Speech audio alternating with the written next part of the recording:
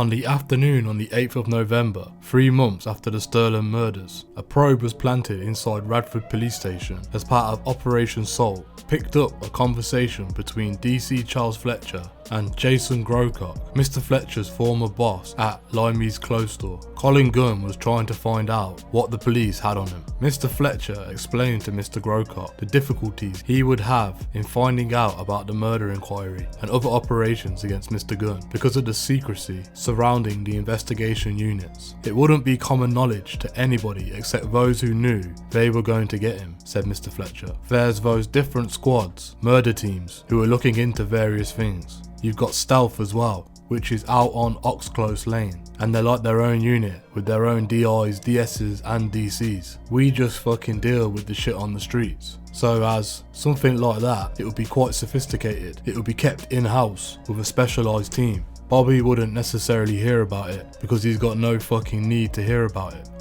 And what Stealth do? They do a separate entity in the section of CID. So we don't know anything that they do unless we hear about it when we see them in custody or we go into the office for a cup of tea or something. But Stealth, and those operations like that keep everything dead secret because they don't like any fucker to know. So for me to hear that would be a very rare thing, and it would be an off chance of me just wandering by and speaking to someone in that team. But the chance of that are fucking approaching zilch. As Mr. Fletcher pointed out, for me to find anything, I would have to ring Lincoln and they'd think, who the fuck are you? You'd have to go through the right channels. On the 25th of January at 5:22 PM, another call was made by DC Fletcher to Mr. Grocott. Colin Gunn was now worried that he was a wanted man. Their chat was deliberately vague as they tried to skirt around the subject of their call without saying anything too incriminating. You know me other mate. He can't work out why that bloke has said to him at the weekend that he's definitely now wanted and it's coming up that he isn't. Right, he was wondering whether or not if the NCIS, the National Criminal Intelligence Service, and things like that are up, would he not put it in the PNC as not to frighten them off? Yeah, that's always a possibility. That's a tactic. Yeah, just leave it, that's a tactic. It's a tactic that you could do. Will you check them two out for me? Yeah, the big fella, Colin Gunn, and Baz, Dave Barnett. Yeah, and just give us a tinkle on yeah, I will do. On the 4th of March 2005 at 14:05 PM, video surveillance picked up footage of DC Fletcher putting pieces of paper into his pocket at Radford Police Station. He then made a phone call to Jason Grocott. I've just done a few things, nothing new on Darren Peters and Jamie Neal. There's a couple of bits on and a few bits on the fella, so I printed that off. So right, so what are you doing tomorrow? What day is it tomorrow? Saturday. Are you working? We're in the shop all day. Right, I'll pop in and come and say hello. I'm working at 8 to 4. Alright, and what's that? You've got one on Neil and the big lad. And the big lad's not. He's back on, is he? Yeah, there's a few bits on there now. Nothing fucking remarkable. And Peters is 0, yeah? Yeah, I suppose he is. He's just, the last one that was talked about, what was the last one you talked about to me? Oh, there's more. There's a couple on there, sorry. Right, okay then. Well, that's cool then. That's brilliant then. Well, yeah, there is. I think there's one. It's on about him fucking in a hospital or something and buggering off back to Spain or something. He what? In hospital then went to Spain? Yeah, I think that's the one. Right, okay. Operation Salt had been underway for a year, and DC Fletcher's computer at Radford Police Station had now been cloned so that all the keystrokes used by the officer on his keyboard could be replicated, showing what he had written and the searches he had made or had attempted to make on the force's intelligence database. By December 2003, Operation Salt logged searches Mr. Fletcher made on the police national computer for the names Dean Betton and later Craig Moran. Mr. Fletcher also searched for Colin Gunn's name on a regular basis to see if it was coming up with anything on the Marion Bates murder investigation and on other shootings, including the attempted murder of Joan and John Sterling in 2003. Between December 2002 and September 2004, DC Fletcher searched for Mr. Gunn's name on the computer 30 times. He printed out sheets of intelligence at least 25 times between those dates. In the wake of Marvin Bradshaw's murder and the arrest of Michael O'Brien, Mr. Fletcher passed on information on the home of Joan and John Sterling at Southview Road in Carlton. Information provided by Mr. Fletcher to Colin Gunn included a report about a man who had gone to the police saying he had been threatened by Mr. Gunn over his domestic situation. Mr. Gunn had allegedly told the man, "You're a dead man if anything happens to this woman." Another report given to Mr. Gunn mentioned how he had threatened a police officer with, "I know where you live," when he was being questioned. Mr. Fletcher also gathered intelligence on Mr. Gunn's connection to a dark-coloured BMW, about houses he owned or was linked to, and details to pubs police believed he had financial interest in. There was a report about Mr. Gunn smashing a man's hand with a hammer after the man had lied to him. Mr. Fletcher was also able to tell Mr. Gunn the extent of the police knowledge about security at Mr. Gunn's home in Revelstoke Way, Rise Park. Mr. Fletcher told him that officers were aware of CCTV coverage in the house and that it was relayed to a utility room. Slowly but surely, Mr. Fletcher began compromising police investigations into members of the Bestwood cartel. One prosecution against Darren Peters, a racehorse-owning associate of Colin Gunn, involving a road rage incident in Netherfield, collapsed after Mr. Fletcher gave out the name and address of a witness, who was subsequently visited and threatened, leading to him withdrawing his statement. "I want to know how the fuck they got my address," complained the witness. One of Colin Gunn's more psychopathic henchmen, who seemed more incapable of going out of his home for more than a few minutes without attacking someone, assaulted a man on the estate in 2005. So severe was the beating that the man received that it was almost classed as an attempted murder. He suffered broken arms and legs. DC Fletcher carried out MOT checks on the status of the investigation, and the man was able to breathe a sigh of relief. Mr. Fletcher told Mr. Grocott that no one would be charged unless they could get a statement off the victim. The victim was saying nothing. Despite the enormous police pressures on the Bestwood cartel that winter, they continued to wreak mayhem. It was though they were untouchable. On the afternoon on the 18th of December, a gunman walked into the family-run Aspley Pawnbrokers in Aspley Lane in search of a 34-year-old Lawrence Atkin. This man, wearing a balaclava, just came into the shop with a shotgun and shot straight at my leg, said Mr. Atkin. I fell to the floor in complete agony. I don't have any idea who may have done this. In fact, Mr. Atkin knew who had ordered the shooting, but was too scared to say. He dare not even utter the name Colin Gunn. The crime was to owe a small debt to Mr. Gunn, and the shooting was a warning to settle it. His father, Reg, who ran the shop, said they didn't know if their son would be able to walk again. Lawrence just said he was off when this bloke came into the shop with a double-barreled sawn-off shotgun. He pointed it at his ankle, and then there was just a bang. It was all over in a few seconds. He was a stocky chap and he had a balaclava and dark clothing. Mr. Atkin underwent 7.5 hours of surgery and 2 blood transfusions to save the lower half of his right leg. The gunman was John McSally. After accomplishing his mission, he jumped into a white Vauxhall Astra with 2 other men inside and drove off.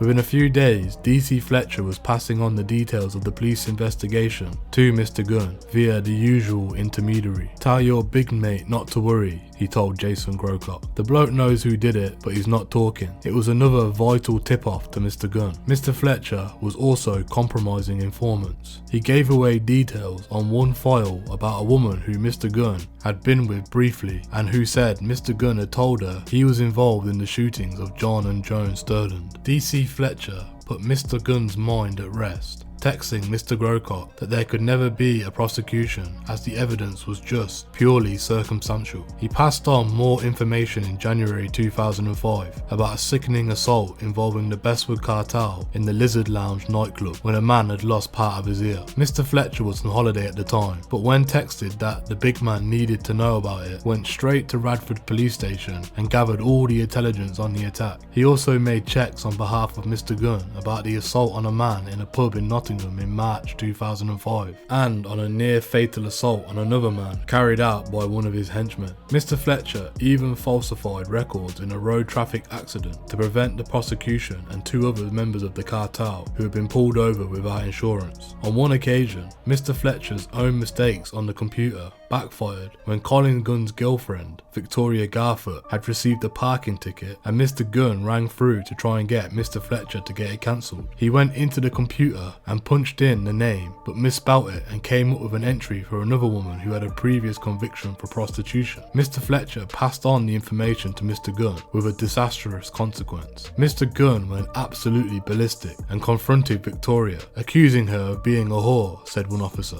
Then he gave her a severe beating. Victoria would remain loyal to Colin despite numerous police attempts to turn her, and described her man in relatively glowing terms to the Nottingham Evening Post. No one says Colin has been an angel. He sells a few bent cars and that sort of thing. He's being blamed, but where's the evidence? The police just don't like him, but everyone round here likes him. We're not just scum like everyone makes out. 2 things emerged from the probe into Charles Fletcher. One was positive and the other was negative. Several officers were caught in the dragnet which had been set up to catch him. One was a constable called Phil Parr, who worked in the vice section. Mr. Parr had a passion for scooters and was friendly with Javed Rashid, who worked at Icon Scooters, which was owned by one of Colin Gunn's lieutenants, David Barrett. After Mr. Fletcher came up with the false information about Mr. Gunn's girlfriend being involved in prostitution, Mr. Gunn had been increasingly obsessed with checking out the information. He got Mr. Barrett to ask Mr. Rashid to ask DC Parr about it because he worked in the Vice and he would probably know. In November 2004, DC Parr received a text on his mobile phone from Mr. Rashid. Mr. Parr made the check and then went to the scooter shop to tell Mr. Rashid about it. Mr. Barrett was there and Mr. Gunn was waiting in a parked up BMW nearby, unknown to DC Parr. National Crime Squad officers had the shop under surveillance, something that Mr. Barrett later became aware of after being tipped off by someone within the police. PC Parr had no idea Mr. Gunn was the final recipient of the information, and a promising career was ended as a result, all for doing a favour for a mate. He admits he failed the highest standards set by the police force by doing the check, but he was in no way linked to the criminal gang operated by Mr. Gunn, as DC Fletcher had been. I can't deny I did something that was wrong, but I was tarnished with the same brush as Mr. Fletcher, and there's no way I'm a corrupt officer,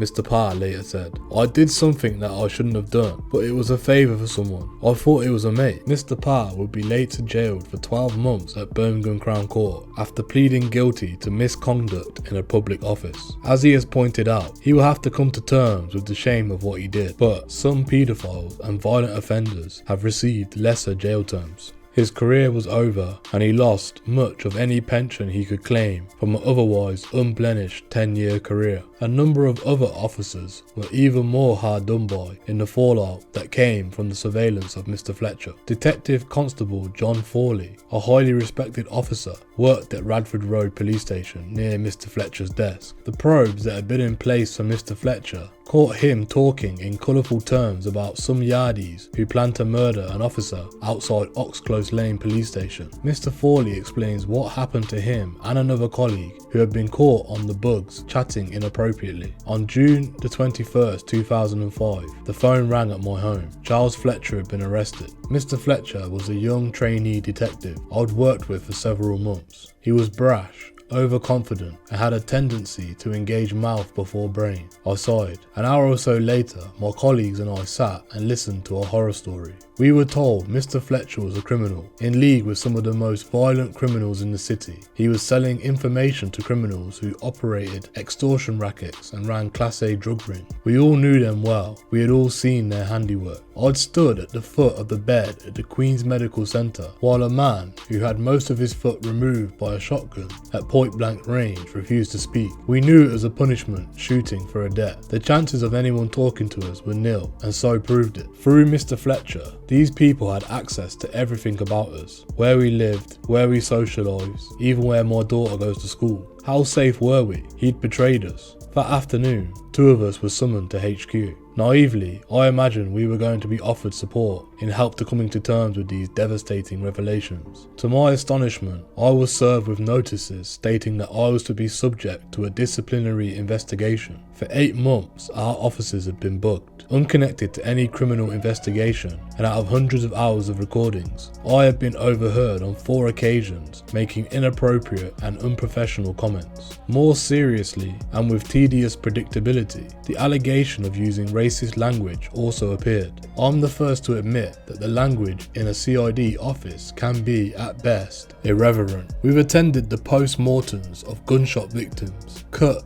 hanged bodies down from coat hooks, and sat across tables from paedophiles who have committed the worst crimes and had to pretend to be sympathetic. Mr. Gallo's humour is, and has always been, necessary to remain sane, but always in private. To all intents and purposes, my career ended at that moment. I was placed on restricted duties. I was to sit behind a desk and do nothing of value. I was never to do any meaningful work again. Neither I nor none of my colleagues are racist or homophobic. One of us is openly gay. From that moment, I was airbrushed from history. It was as if my 30 years had never happened. When one comes near the service's obsession with racism, an unblemished 29-year service counts for nothing. I always thought that if I ever was faced with difficulties, I would receive help and guidance. Wrong. Most senior officers were almost behind barricades if I went too close. My despicable crimes, by the way, behind closed doors and in private, were nasty remarks about, firstly, a Jamaican who was trying to recruit a shooter to have one of us murdered outside Oxclose Lane police station as we left work, and secondly, about a woman who had invented a rape allegation that led to 2 innocent students being incarcerated for hours. I admit on both occasions it was quite likely I did make derogatory comments. To refer to a group of people as Jamaican pond life, as I did, could be considered rude. The group I referred to as this were killers and drug dealers. If I'd had said Broxtowe pond life or St Anne's pond life, then it's not a problem. What utter nonsense. I retired a year later, but was connected with corruption and tainted with racism. I always suspected, but it took me almost 30 years to discover, that this organisation does not value any individual. Careers and reputations are ruined in a whim. We were treated like a newly discovered coven of the Ku Klux Klan. Mr. Fletcher's legacy wasn't only to destroy himself. On a positive note, the feather associated with the anti-corruption probe ended some unblemished careers. The force tightened up their procedures for dealing with applications to join the police. Detective Superintendent Russ Foster ensured future applications to work for Nottinghamshire Police were thoroughly vetted in the wake of Mr. Fletcher's probe. In August 2007, DS Foster announced that a 6-month investigation had discovered that at least 6 people, so-called clean skins, working on behalf of organised crime gangs, had applied for jobs in the force. They were identified and groomed to infiltrate this force with the aim of providing intelligence to the city's organised crime leaders, he said. There was nothing obvious on their applications to suggest who they were. It was only after extensive work by me and my team that we identified their associates and their links with some of the biggest crime groups in Nottingham. On the 26th of January 2005, Operation Utah, which had been investigating the Bestwood cartel's drug dealing activities, suffered a serious breach of security which sent shockwaves through the team. 2 detectives, a constable and a sergeant from the National Crime Squad, were taking tapes for examination to the Forensic Science Service in Birmingham. It was a routine job, but given the sensitive nature of the material, only a handful of people knew about it. One part of the tapes had a police interview with Colin Gunn. The other was recorded material from bugs which had been put in place by the Utah team. The detectives' jobs was to process the tapes and, using voice recognition technology, see if the voice matches. On the way back from the job, the 2 detectives decided to stop off at Cruise and Harbour's pub in Swarkstone, Derbyshire for a pint. They left all the material in the car, along with their notebooks and other material relating to Operation Utah. This material identified senior officers involved in the job, including Detective Chief Superintendent Phil Davis, the head of Nottinghamshire CID. It also identified a house in Bestwood, where police were listening in on conversations between members of the cartel, and a building in Epperstone which was being used as the secret headquarters of Starburst and Utah. The officers were in the pub less than an hour, but in that short time, the locks on their cars were sprung and all the material was stolen. Within 2 hours, telephone bugs picked up a call from Newark. A young man was calling Colin Gunn and was telling him what was on the material he had stolen. Mr. Gunn told him to destroy it. The ramifications were huge. Once the theft was known, security at Epperstone was stepped up, with 24-hour patrols around the perimeter.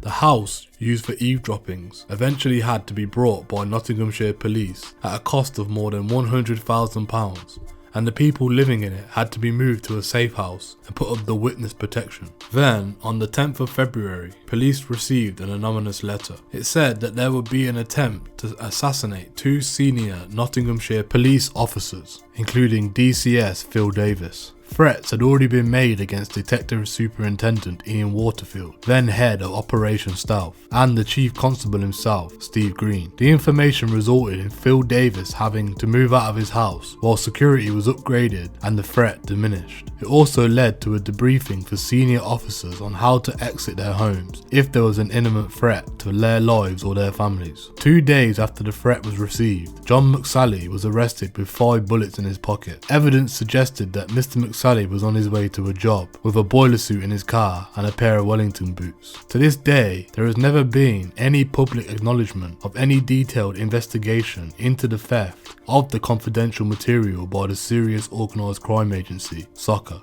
which later replaced the National Crime Squad, or any other body. The thief, who has never been named, was quietly dealt with in court in Derby, where he asked for 100 other offences, mainly thefts and burglaries, to be taken into consideration. Refused to release any information about him on the orders of its Chief Constable Mick Creedon, saying the offender's life could be at risk. A senior Nottinghamshire detective involved in Operation Utah said that when we heard about the material going missing, it was like a Jesus Christ moment. We thought, what the hell are we dealing with here? Very few people knew what the car was carrying that day. The fact that the theft took place in the car park of a pub in Derbyshire, the fact that someone from Nottingham was the thief and had been in a pub 20 miles away, the fact that the person knew Colin Gunn's mobile number, and the fact that Colin Gunn was contacted within a couple of hours of the theft. It was like, wow, you've got more chance of winning the lottery than of this being pure coincidence. Someone somewhere had told Colin Gunn that that vehicle contained important information, and the vehicle was targeted as a result. Something was wrong, and we passed on our grave concerns to the relevant people. I'm extremely surprised that SOCA say they didn't even conduct an inquiry, because the National Crime Squad was certainly aware of it, and once SOCA took over the National Crime Squad's responsibilities, it would have been passed over to them. David Gunn was arrested by Nottinghamshire police involved in Operation Utah that February. The bugs they had placed in the headrest of his BMW had nailed him, and he had been caught talking too loosely on the phone. After a few drug shipments were intercepted, Mr. Gunn told his associates, "They've got another load. Hope it's not a whole lot. It's just a poxy bust really. They're trying to take out all the little sergeants, but they can't get to us, the colonels or the captains." Mr. Gunn was also caught talking to associates on the phone about where he could launder some of his money in South Africa. Police moved in and arrested 41-year-old right-hand man Terry Witts, who had recently married a schoolteacher. They also moved in on Mr. Gunn and arrested him. The pair, along with their friend Kevin Warsop, were linked to a small shipment of more than £20,000. Mr. Gunn had been watched seeing off a taxi carrying some of the drugs. The Bestwood cartel was even ripping off some of its own customers by recutting large amounts of vacuum-packed drugs and then resealing them as if the stuff had just come in wholesale. It was just another way to keep the profits high, even if the customers were not going to get as high as they were led to believe. But if there was any relief at their arrest of David Gunn and the impending arrest of Colin, it would be blown away by the following month when a reporter was to personally experience how Chief Constable Steve Green handled the media. The reporter had suggested an article for the Sunday Telegraph on the troubles facing Nottinghamshire police after a number of officers from both the front line and senior level approached him to voice their concerns about the state of the force. Many claimed it was on the brink of collapse. The reporter had also been told some of the details of Operation Starburst and he knew that there was an Independent Police Complaints Commission (IPCC) investigation underway into the shooting of the Sterlings, indicating there had been serious failings on the part of the force. Nottinghamshire police were also refusing to give investigators any access to material from the bugging of the Bestwood cartel, citing legal complications over the ownership of the material. After raising the issue with Daniel Foggo, who worked as a reporter at the Sunday Telegraph, he decided that he would first try to contact the person that they assumed was the head of Operation Starburst. When they approached Detective Chief Superintendent Phil Davis, he initially agreed to meet and have a chat about it in the following week. But then Mr. Davis said he had spoken to his boss, Steve Green, about their approach and had told him that the reporters seemed very well briefed about the challenges facing the force. He said Mr. Green had decided he would speak to the reporters if they approached him. One of the reporters then rang Mr. Green, told him what we knew about Operation Starburst, and said that they were considering running a story about the issues being investigated by the IPCC. Mr. Green was clearly unhappy about this, claiming that they might compromise covert operations, a dubious claim to make when they were approaching the subject in response to a manner and would be under legal constraints about what they could print anyway. On Friday the 10th of March 2005, Mr. Green agreed to an interview over the phone, but Operation Starburst was off the agenda. Daniel Foggo is an experienced reporter and someone who does not pull any punches, so he began to question the chief constable about various problems facing the force, based on what the reporters knew. They were both staggered as he began to admit the failings and pressure the force was under. The interview was completed before the end of Friday afternoon and the tape was recorded. When the story emerged on Sunday morning, neither reporter realised the impact it would have. The story made the front page of the Leeds Sunday Telegraph on the 13th of March. Police Chief, we cannot cope with violent crime. One of Britain's most senior police officers has admitted that his force is being overwhelmed by violent crime and cannot cope. Steve Green, the Chief Constable of Nottinghamshire, said that among his principal causes of crisis were government reforms that compelled him to use officers for clerical tasks instead of frontline duties. Steve Green says, "We are in a crisis situation. The situation was so bad that he was preparing to farm out murder investigations to other police forces because his own detectives did not have the time to tackle them." Nottingham has been one of the worst affected areas for gun crime, which hit record levels across England and Wales last year. Mr. Green said ministers have a fixation on keeping up numbers, but had in fact been responsible for policies that had taken police away from frontline duties to do jobs that should be carried out by our civilian staff, such as writing Home Office reports. "We are reeling with the murders," he said. "We are in a long-standing crisis situation with major crime, and it won't go away overnight. Having police doing back office jobs is one of the factors hampering us.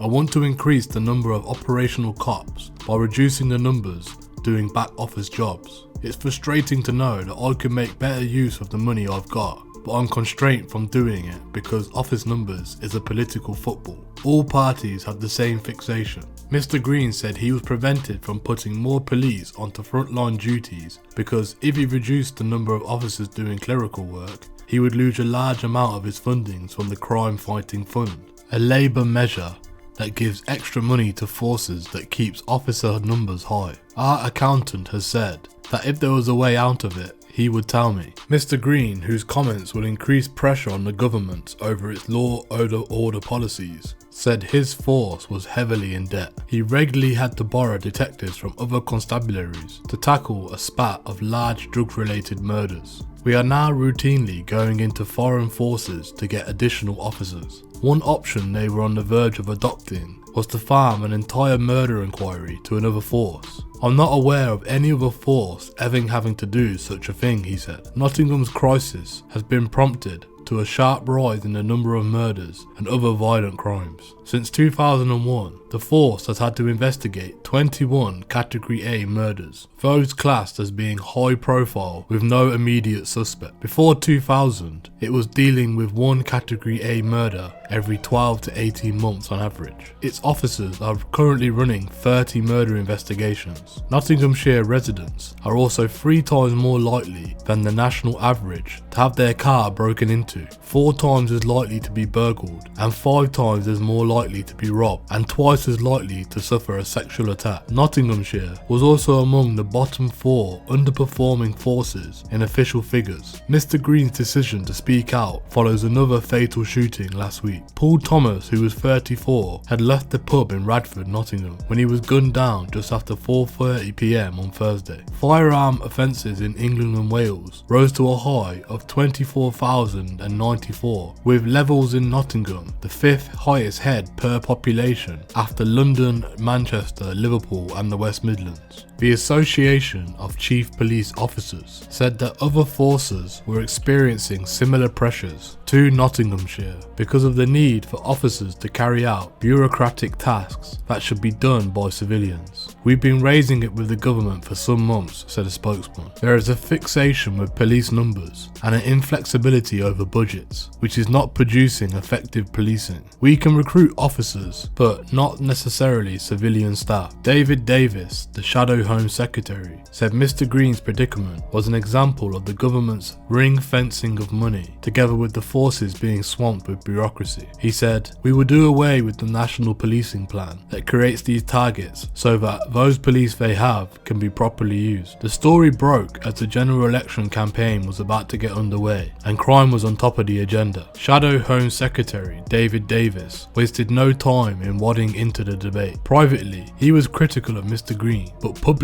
he said the comments showed how chief constables' hands were being tied up by red tape across the country by a Home Office which was not funding them adequately. The daily newspapers were champing at the bit to follow up the Sunday Telegraph story. For a chief constable to be so clearly unable to cope and speak about it publicly was almost unheard of. Mr. Green was in the soup as far as the Home Office was concerned, but he would find support from the media and fellow chief constables over his stance rather than criticism. Only those who knew what was really going on inside the force knew that many of the problems were linked to his handling of the resources at his disposal. Nevertheless, he realised his job could be under threat, and his press officer, Margaret Kirk, began to brief journalists that Mr. Green had been blackmailed into agreeing into the interview. It was an extraordinary claim to make, effectively alleging that the reporters had forced him to tell the truth by committing a criminal offence. We weren't the only ones who were angry. Her Majesty's Inspector of Policing was fuming. The comments from the Chief Constable about his force being in crisis had come only a few weeks after Dennis O'Connor, a senior HMIC inspector, had given the force a clean bill of health. Sir Ronnie Flanagan, Chief Inspector of HMIC, soon had the Home Secretary Charles Clark knocking on his door demanding answers. Downing Street entered the fray too,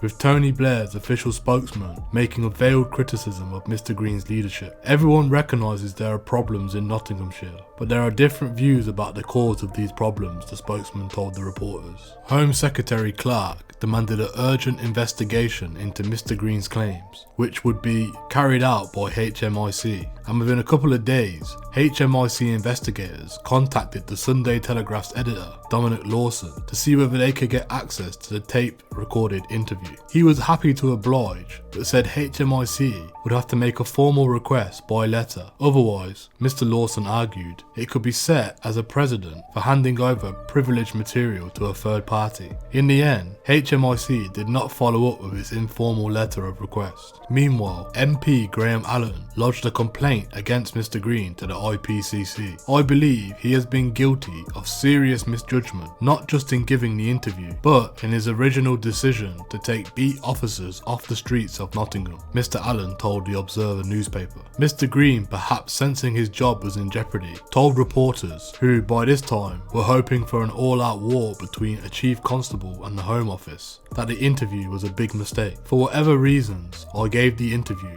I must concede that the interview itself was not my finest hour," he said. "With hindsight, I was wrong to accept the word crisis during the interview, but nevertheless, investigating murders is a major challenge to us." Marion Bates' widower, Victor, pulled no punches. Nottingham has always been as lawless as it has been under this chief constable. The man is a menace to law and order, he told reporters. The way the criminals in Nottingham have been allowed to flourish under his regime is ridiculous. It's frightening. There are less police officers on the street, and we now have a community warden who has no power. It must have cost the lives of over 15 people over the last 2 years, including my wife. The criminals have been encouraged by a system that prevails. Crime is now a lively occupation because the chances of being caught are so little. Later, Mr. Green, who would eventually leave Nottinghamshire Police in June 2008, was critical of Victor Bates' stance, claiming that he was being led by others with an agenda of their own. I have listened to what Victor Bates has said, and he is perfectly entitled to his opinion, he told Nottingham Evening Post. I have no problem with Victor.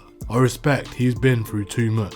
It's the people who have been advising him that are beneath the contempt. Their actions have meant that the opportunity Mr. Bates had to exercise the power he had to do good was wasted. Steve Green also claimed he had fallen into a trap because his mind was preoccupied with the arrest of Colin Gunn. I tried to give the journalists honest answers, as I always do, but I do not get paid to fall into elephant trap. I recognise I fell into that one. All I can say is my attention was focused on the operational matters, and I just didn't see it coming. On the day I did that interview, Colin Gunn was arrested for the Sterling's murder. We should have been in celebration mode. Instead, we were fighting off that as best we could. However, Mr. Green's memory was faulty. In fact, Colin Gunn was not arrested until Thursday, the 17th of March 2005, almost a week after the interview was carried out. Nottinghamshire officers picked him up and they started driving out on the A52 and passed into Lincolnshire. Mr. Gunn was surprised. "Where are we going?" he asked. "Just a trip to the seaside, Colin," replied an officer. "Why? Are you missing Nottingham already?" Colin was interviewed at Skegness police station by Lincolnshire detectives. "I had no direct or indirect involvement with the murders," he claimed. "John Sterling was known to me as he used to drink with me and my friends. I have never had any bad feelings towards John or Joan Sterling. It was, of course, a blatant lie." By now, the drains at his bungalow in Revelstoke Way were severely blocked with phones and SIM cards and other evidential debris. A plumber would be called out some 2.5 years later because of the damp patches inside the 3-bedroom property. He just built over the blocked drain to solve the problem. Who knows what secrets are held on the phones, but to the knowledge of the reporters, they remain where they are to this day.